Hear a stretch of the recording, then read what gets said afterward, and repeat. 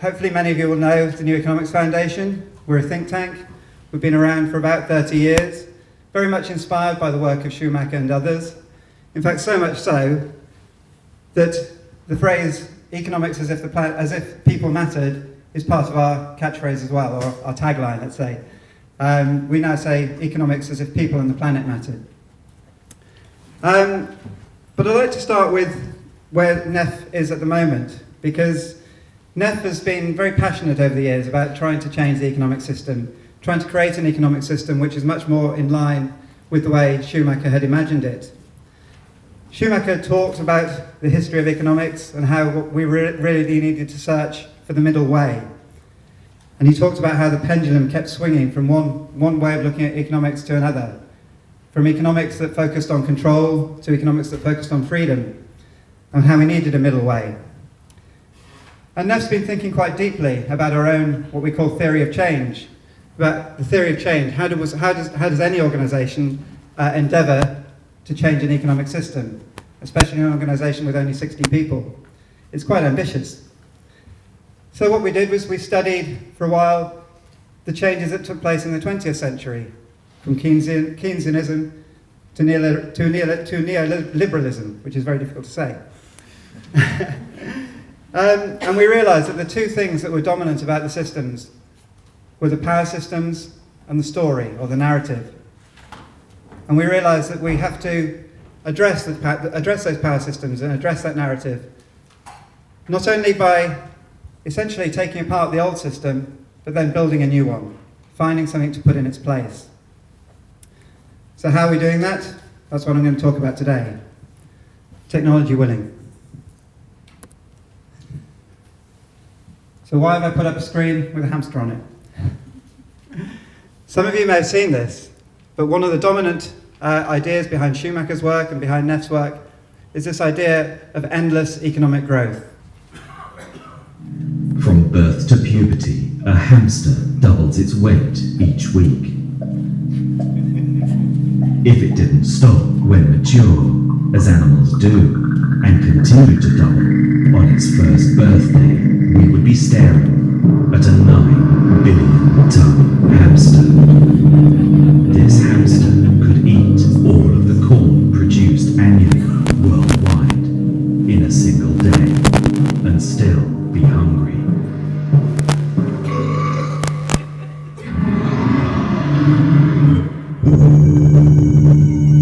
There is a reason why, in nature, things grow in size only to a certain point. So why do most economists and politicians think that the economy can grow forever and ever and ever?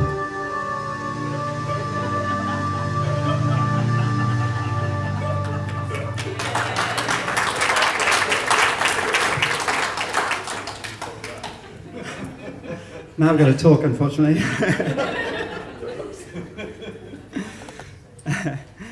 Okay, so a great video, as I'm sure you'll agree, but there is quite a serious point, because Schumacher had these ideas many, many years ago, at least 40 years ago now, that we need to worry about growth, that we need to think about growth, that we need to understand that growth cannot go on forever, as it is clearly the case with the hamster. But we also have to find different and new ways of communicating that. Because when we're talking about the big issues, about the long-term issues, and it's exactly the same with climate change, we have to keep finding fresh ways to present those issues and to get people thinking and talking about them and finding solutions. So it took us quite a while to come up with the impossible hamster. Probably about 20 years into NEF's existence, we thought that's another way of showing the story of growth. But eventually we hope to be heard. And I think we've heard this morning from at least Satish and possibly others that finally people of influence are hearing the same message. And fortunately, I have a slide of the Pope's encyclical. And having been suggested that we should read this, I'll let you read just a little bit of it. In fact, I'll read it for you. One of the great quotes, which is on the same lines as what I've just been talking about, is that the idea of infinite or unlimited growth, which proves so attractive to economists, financiers, and experts in technology, is based on the lie that there is an infinite supply of the Earth's goods, and that this leads to the planet being squeezed dry at every limit. That's the bad news. However, he also said, yet all is not lost. Human beings, while capable of the worst, are also capable of rising above themselves, choosing again what is good, and making a new start. So finally, we have a very powerful voice behind this message that we can't try and grow the economy forever. And I bet you didn't think I'd be comparing the Pope with a hamster this morning.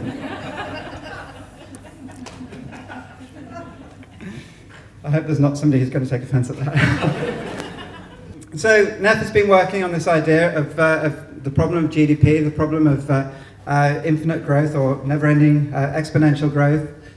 But still, we find that the media wants to talk about it.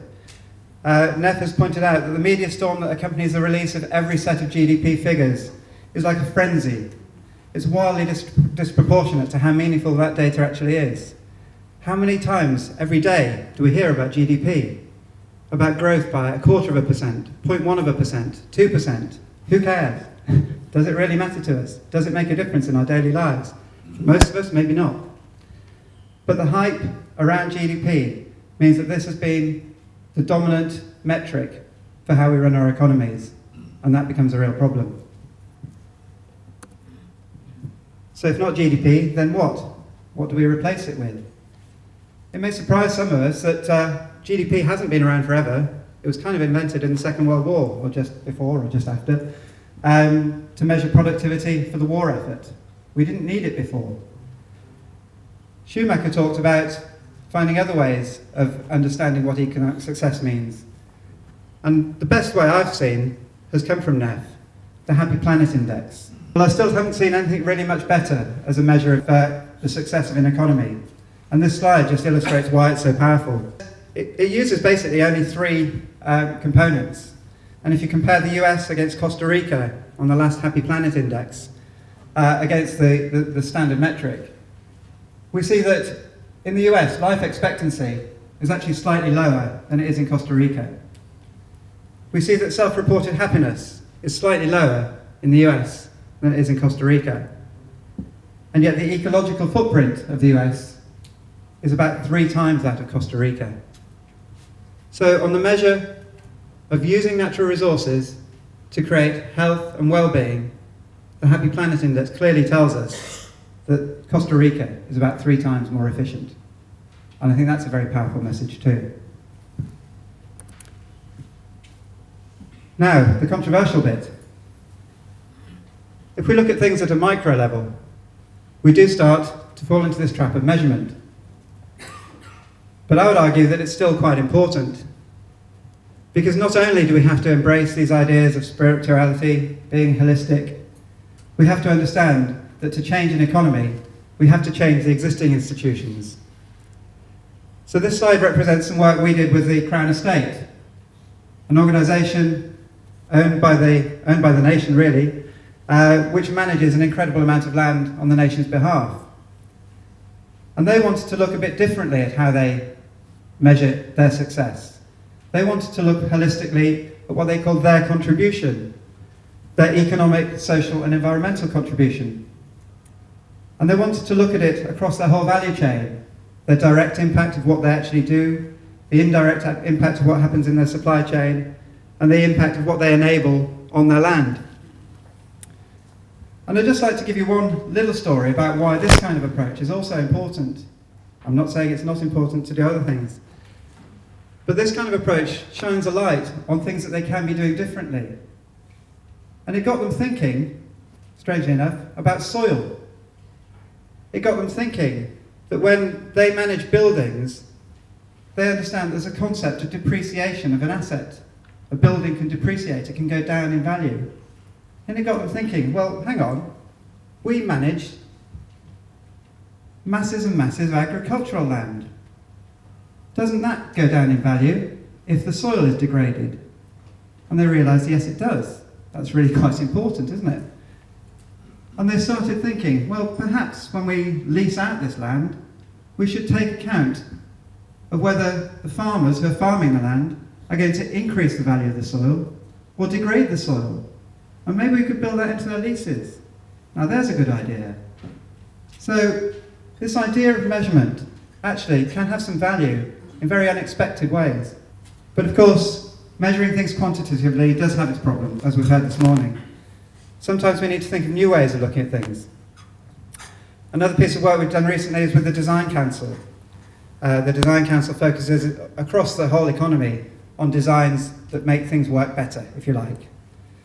And they've set up a project called the Knee-High Design Challenge, based on the idea that the health and well-being of today's children depends on us having the courage and imagination to do things differently. Many children are being let down by the current economic system, so how do we change that? And they've set up a project in the boroughs of Lambeth and Southwark, where we work, to try and fund some entrepreneurial activity that will benefit those children under 5. And they asked us to try and evaluate how successful those projects are. And we realised that yes, the way NEF does things is very often quantitative, and we can do some quantitative evaluation. But we also thought we'd do something differently in this occasion, and we'd try and evaluate using story. So we partnered with a company called Narrative, who are working with the 3 projects to try and understand the story of what changes, and see if we can find a way of evaluating their success based on that. This is all about doing things differently. And the Design Council, its whole business is about doing things differently. It's about understanding that projects, one size does not fit all. Addressing the same problems in the same way will always tend to lead to the same answers. But also understanding that making something good often takes time, it takes nerve, it takes courage. And that the need for evidence should not outweigh the need for new ideas. So let's now move to some of the new ideas that NEF has been working on over recent years. And let's link this back to the idea that we're trying to create a new vision for a new economy. So of course, one of the key components of that vision is about prosperity and well-being. Prosperity and well-being needs to take the place of money, GDP, and other financial measures. Because as Schumacher taught us, the economy should be about creating well-being, not about creating money. And the 5 ways to well-being is one of the great messages that NEF has produced over the years. It's really resonated with people. It's resonated with all kinds of organisations. If I'd had a bit more time today, I'd have shown you another video produced by the NHS showing how the 5 ways to well-being is being used to promote positive mental health across the NHS. But those 5 ways, the connect, be active, take notice, keep learning and give, are things that we can all apply either in our daily lives or in our working lives. And it's really, really powerful. Another action that we can take is to reclaim time. I think we might all agree that the way the modern economy is working is a bit like a rat race. That's not new. We're working constantly harder to be more productive, to create more wealth, and why? What's the outcome? At a certain point, again as Schumacher said, we have to realise that enough is enough. So we need to start thinking and rebalancing our time, creating a better work-life balance, balancing time between people who have jobs, people who don't have jobs, balancing time between paid work and unpaid work. And we need to think about much more cleverly about how we do all of that. Another part of the vision is for healthy people and a healthy planet. And NEF in this case has been working on something quite specific over recent years. We decided to focus on fisheries, which is by no means the biggest part of the economy. It's by no means the biggest part even of the agricultural economy. But we did realise that there's a problem because fish stocks are declining. And so we set up a campaign to try and encourage people, encourage the EU in particular, to stop the decline of fish stocks. And we engaged in a campaign called Paint a Fish. And people who contributed to that were of all ages, from young children to adults. And you can see the reasons why they did. 7-year-old Evita, because she wants to eat fish when she grows up. Sasha, who's 10, understands that there are barely any left in the sea. So can these kind of things work? Are they powerful? Are these movements powerful? Well, the answer is yes. Approximately 31,600 children and adults joined the Paint a Fish campaign. They submitted pictures of fish to ministers. What a great idea. And did it work? Well, they said it worked. The European Commissioner, Maria Damananski, said that your initiatives contributed positively in raising awareness of the reform for the common fisheries policy.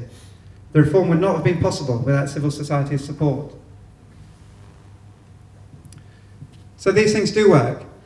Sometimes we just need to speak out. Sometimes we need to use our voice because nature doesn't have a voice in these matters. The fish couldn't speak, so we needed to speak for them, and we need to find creative ways of doing so. Using art was a way we did so in this case. There's another vision that we probably all share, the vision of a world without fossil fuels. Again, imagery is important.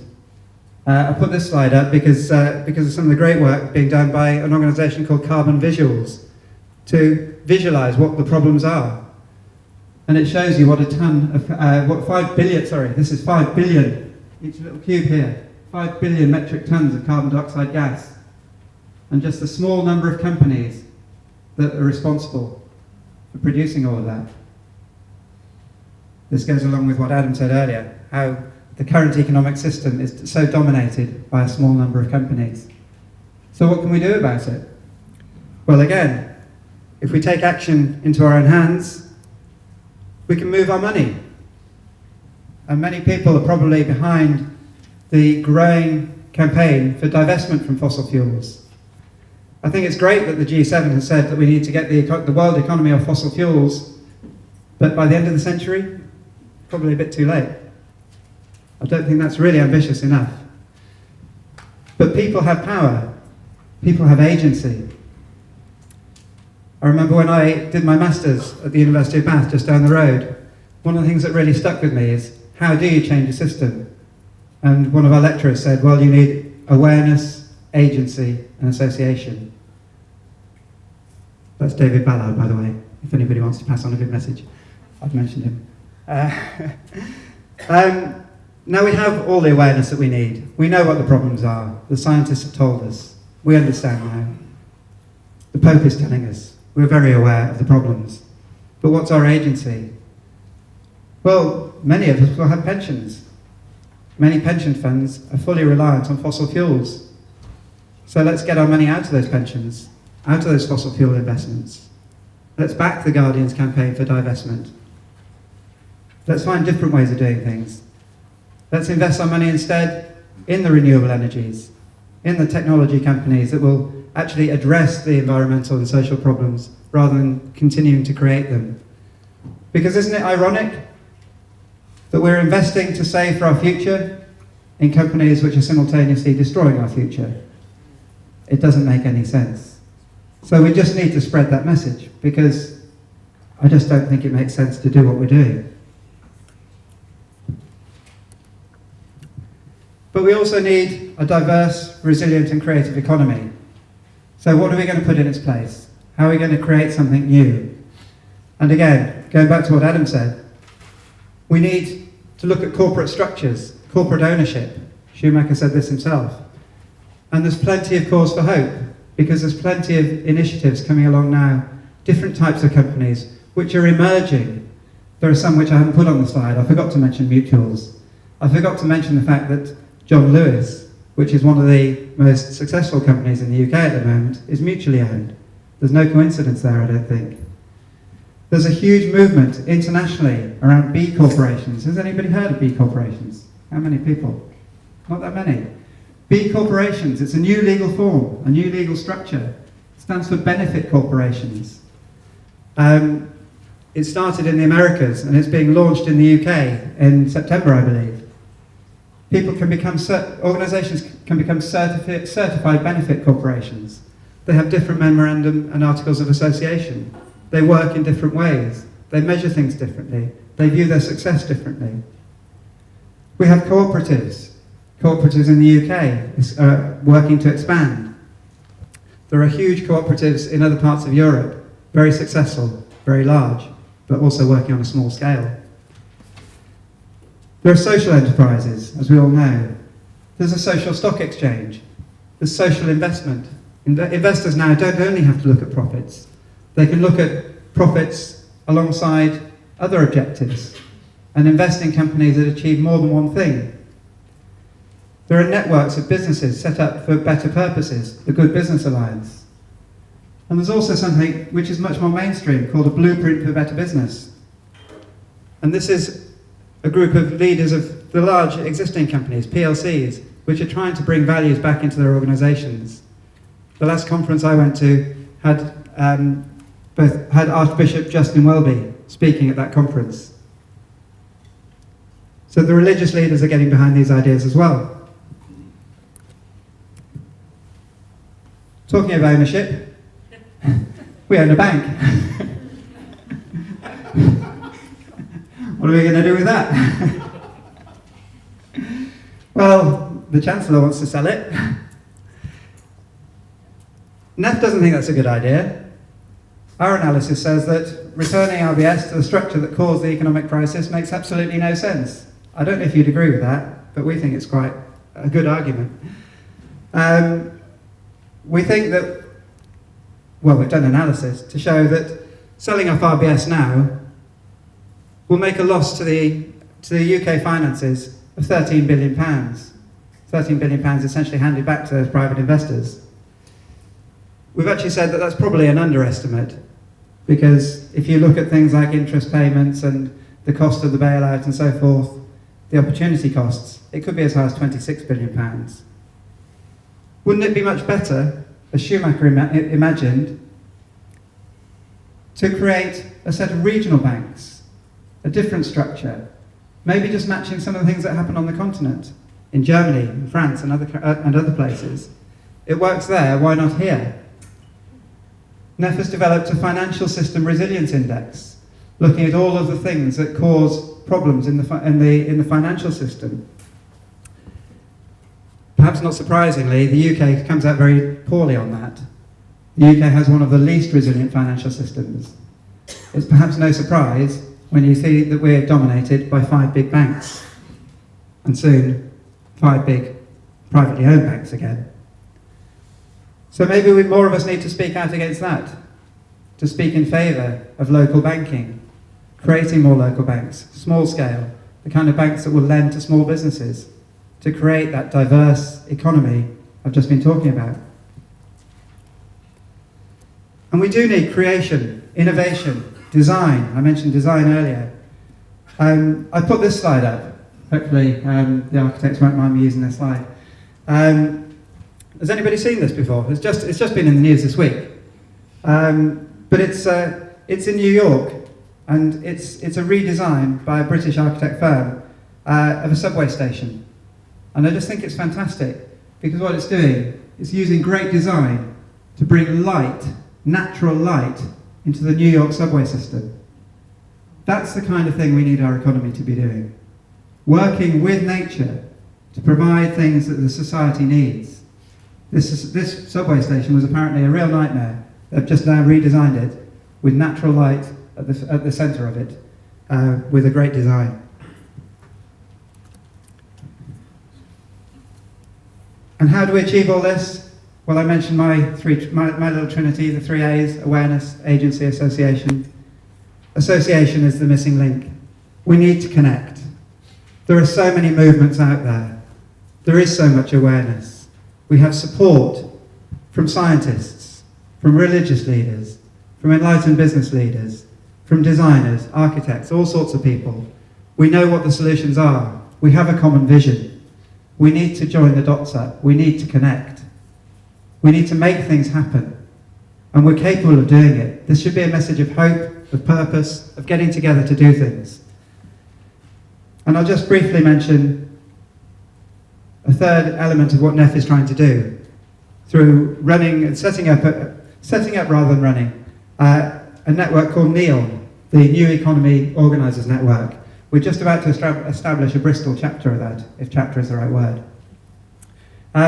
But it's really just about joining up people who share the same vision, who really want to create change and need to join up with others to help it make it happen.